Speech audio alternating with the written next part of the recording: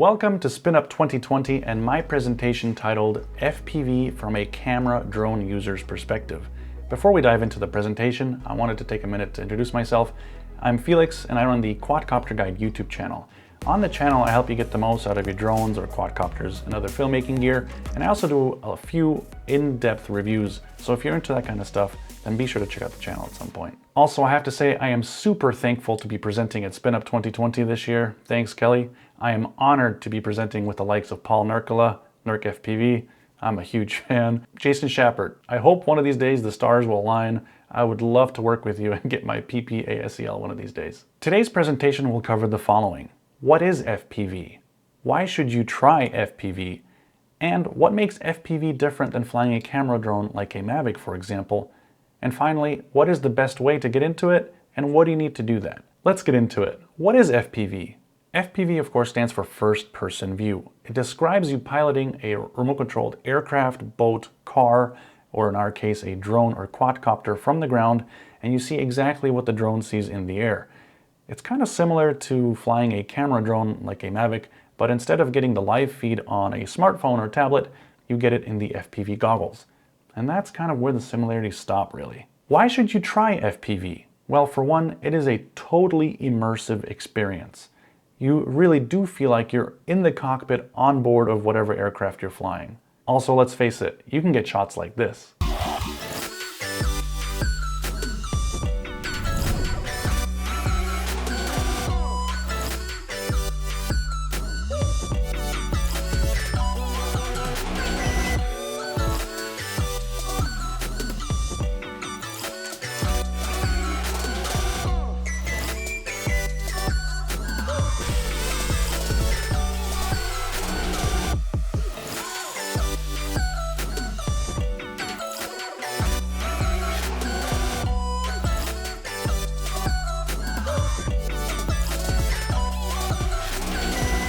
Perhaps you're in the commercial aerial videography business and you want to expand your services to offer these immersive shots.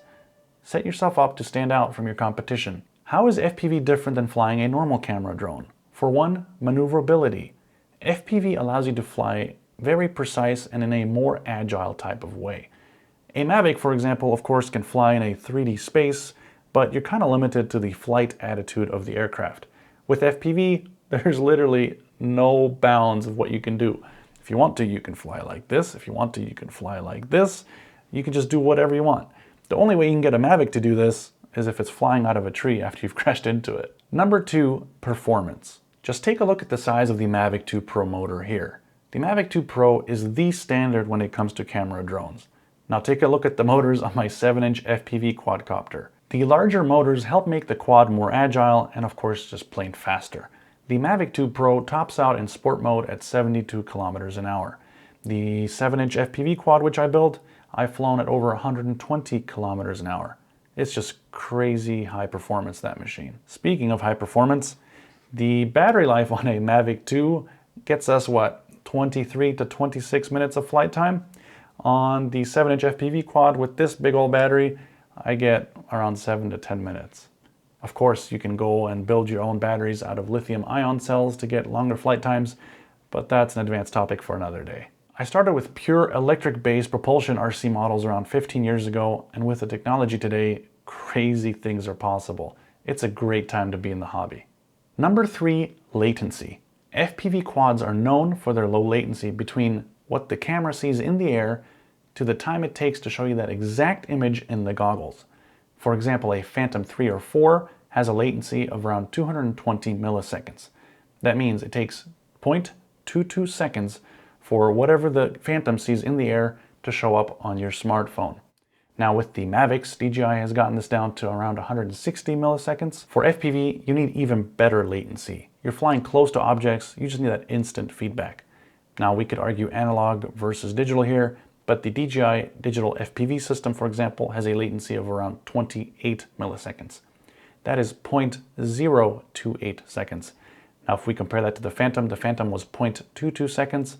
The DJI FPV system is essentially right around 8 times better in terms of latency. Number 4, flight assistance systems. Now, there's no such thing as a perfectly hands-off GPS-locked hover like you do get on a Mavic. It's just not there yet on FPV quads. Return to home. Now, on a Mavic, of course, the thing will land directly at your feet if there's a loss in communication. On FPV drones, it's a little different. There's something called GPS rescue, and it's not going to land at your feet. If you do lose signal or you manually activate it on your remote, the drone will climb up and then fly back towards where it took off from, so you can regain control once it gets back into range, and then you have to manually land it yourself. It's just not meant to land perfectly on its own. The Phantom II was the last DJI drone to have a full-on manual mode. Since then, we've gotten, of course, the GPS mode, which we know and love, and if GPS wasn't available, ATTI mode or Attitude mode. For FPV drones, there's also 3 different flight modes. The easiest to get into, or the beginner-friendliest, is angle mode. This mode essentially limits the tilt angle of the drone, and when you let go of the stick, it kind of self-centers in terms of flight attitude. You still have to use your left hand, of course, to adjust the throttle for how high or low the drone goes, and there's no GPS, so if it's windy, it will drift. Then there's horizon mode. It's very similar to angle mode, but it will allow you to do rolls and flips if you push the sticks far enough. And then there's acro mode, the ultimate flight mode. No restrictions here, and it's this acro mode with the performance aspect that just really makes it FPV. It's what allows an FPV quad to get the shots that a normal camera drone just can't. The flight controller. Now, the flight controller runs a specific firmware or software, and the most popular for this is Betaflight. Now, Betaflight has a companion app, so it doesn't matter if you run Mac, Windows, or Linux on your home computer, and that lets you communicate with the software on the flight controller. Now, what's great is you can dive as deep as you want into these settings and adjust and tweak everything, or you can just stick to the bare minimum, which you kind of have to do to get the thing in the air. Now, the good news is that if you buy a drone that's kind of in a bind and fly package where the drone is already assembled for you, most of those already come with most of this fine-tuning done for you. Number 8, the camera. Now, of course, on the Mavic, you've got the camera, which is integrated with the perfectly balanced 3-axis gimbal. You can start and stop shots and change settings on the fly. On the FPV side, it's a little bit different. 99% of the shots you see online that were shot FPV were shot on the GoPro.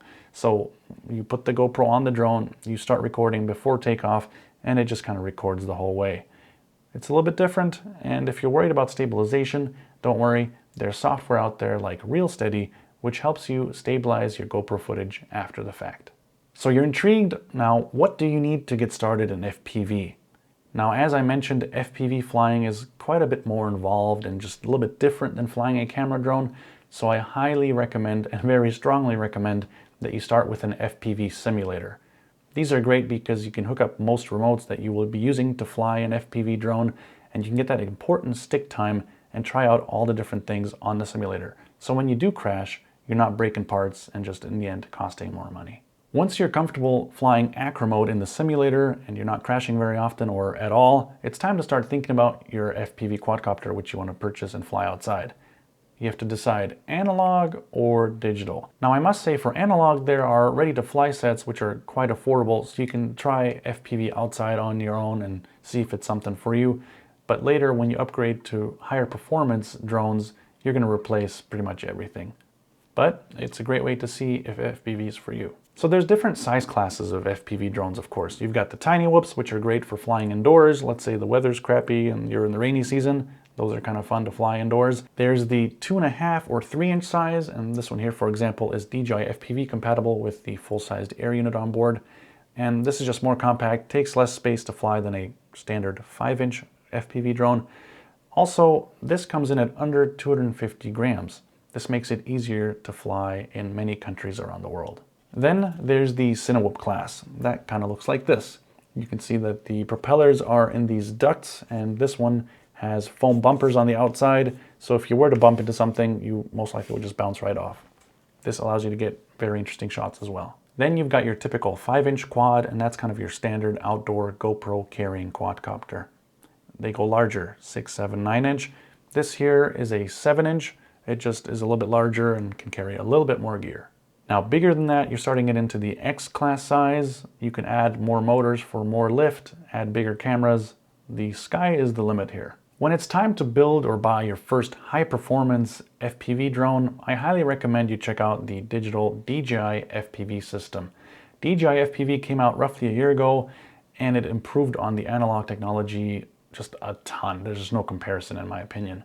And if you're used to the OcuSync signal on your smartphone from your Phantom or Mavic, then you're probably not going to want to go back to analog.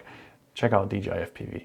There are bind and fly or B&F style packages out there. This is for those that don't want to worry about what components to choose or to solder the GPS chip onto the flight controller.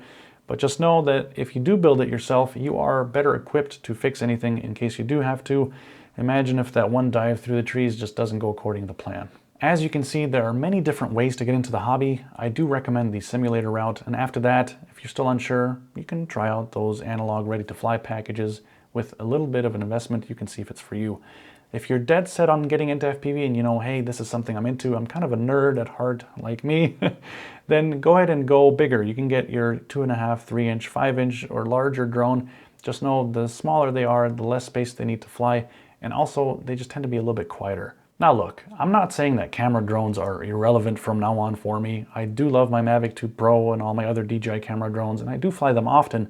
This is just another tool in the arsenal to capture fantastic shots. And FPV is just a ton of fun. Hey, I hope you enjoyed this look into FPV from a camera drone user's perspective. Do give FPV a try. It doesn't have to be expensive, and with a little bit of effort, I promise you, it's a very rewarding experience, and you get to enjoy this different aspect of the hobby. Thanks for checking out my presentation, and I can't wait to watch the rest of them with you guys. Thanks, Kelly. Back to you guys.